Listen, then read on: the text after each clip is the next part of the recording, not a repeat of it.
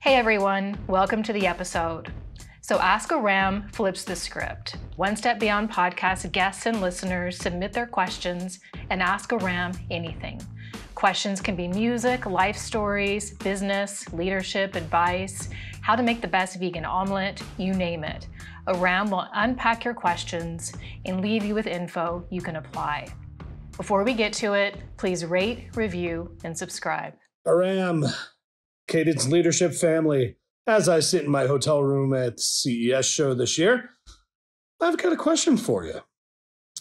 As executives, we are the largest support system for our organizations, for the people that work for us, the people that work with us, the people we work for, our families, wives, husbands, children. We always have to be extremely dialed in and be there for everyone. At times when it's lonely near the top, what advice do you have for executives that are feeling the pressure, don't necessarily feel like they have the support? What say you? I'm going to answer it in two ways. The first is we are looking for aspirational thinking, not perfection. And the second, it is all about your circle. And so I'm going to break this down. When people talk about that kind of tucked in, you've got to be able to handle all the situations. Yeah, and there's also 8 hours in a day or more if you're an executive, for sure. And there's also 5 days a week or more if you're an executive, which it likely is. You are not going to be perfect all the time. So with leadership practices and how we handle ourselves and how we handle being that kind of rock, I encourage people to be really, really aspirational about it and view it in this very specific way. I want to think of the ways that I aspire to be as a leader and these really good ways that I should be as a leader, and recognize I'm a human being and all sorts of stuff is going to happen in a day. Some of those things are going to be great. Some of those things are going to be terrible. And sometimes those terrible things are going to be all linked together and happen all at once. It's ridiculous to think that you're going to be in a perfect space. Instead, be aspirational. And what I mean by that is that I aspire to be that way more often than I'm not. If you think of what are all of the skills that would allow an executive to be that kind of like really tucked in, proper presence, think of what those behaviors are and what the skills associated with it. So for example, a leader who is really strong in terms of being tucked in and being able to be resilient when they're under a lot of pressure. A behavior would be that although you're under a ton of pressure, you're still there to listen and be there for other people, despite the pressure coming down for you. That's behavior. Okay, well, what are the skills associated with that?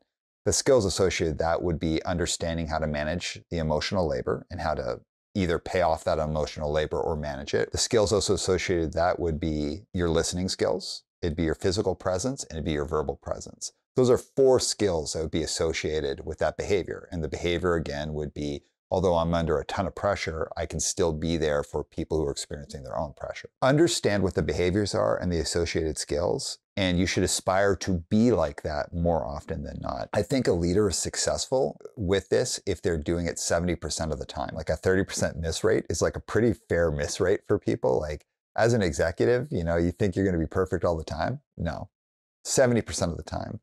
A really seasoned executive and who's someone who's really good with understanding what the behaviors are and what the associated skills are, maybe they can do it 80% of the time. Maybe you can do it 90% of the time.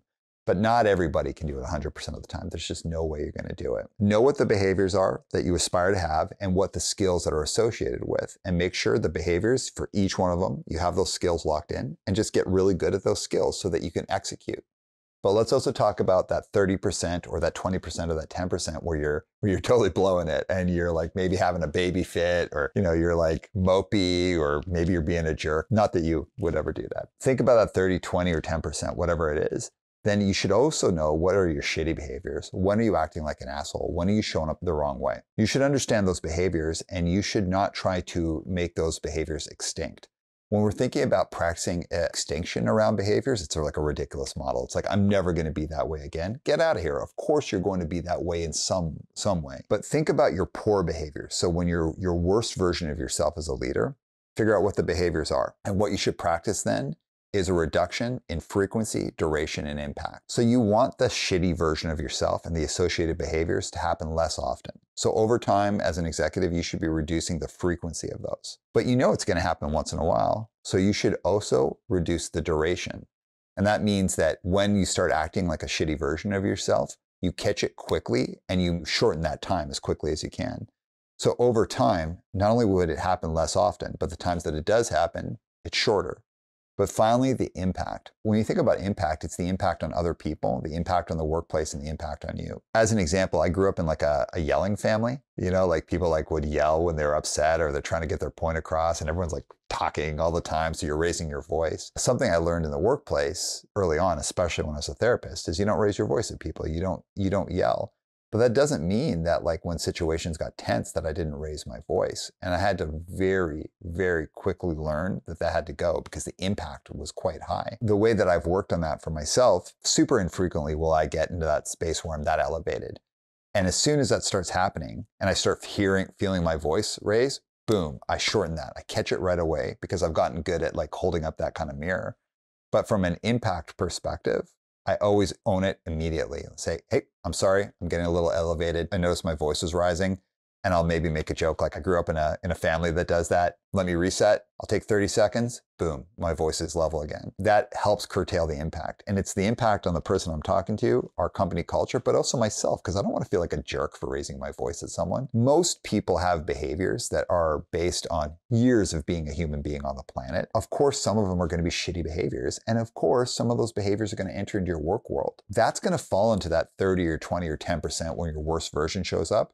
Just understand what the behaviors are and then start executing on reduce the frequency, the duration, and the impact. So that's part one. The second part is when you're feeling really, really lonely, you have to know who your circle is. So I know who I go to for personal advice, business advice, leadership advice, and also when I just want to be a shithead and complain. Jonathan Anastas, so shout out to Jonathan.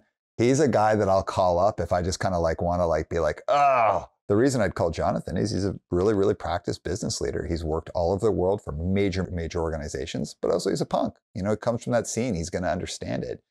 I can talk to Jonathan about business stuff that I couldn't necessarily talk to many other people about because he's going to understand it at a systems level. But I also have people who are like, if I'm just feeling insecure about myself or I'm feeling like an idiot or I blew it, you know, maybe I'll talk to my mom. Maybe I'll talk to Dave Larson, my best friend. But I know who my circle is. When you're an executive, having a circle is super important. The thing that I have noticed about executives is a lot of them don't have circles. You're busy. You're trying to focus on your family. You're trying to focus hopefully on your health. You're focusing on so many things. A lot of friendships go sideways. And suddenly the only people that you talk to outside of your family are the people you work with. You have to foster and maintain relationships. It is the most crucial thing to have a tight circle. And if you don't have that, it's not weird to try and make new friends when you're 40 or 50. It's a very healthy thing. You don't have to be a super awkward weirdo about it. There's ways of doing it. But I will encourage you, if you're finding yourself socially isolated and you don't have a peer group, go out and get one. You will be surprised to find how many other people are out there doing that. Thanks, James. We want to hear from you, our audience. To submit your questions, send us a message, drop us a DM, or comment on our social channels.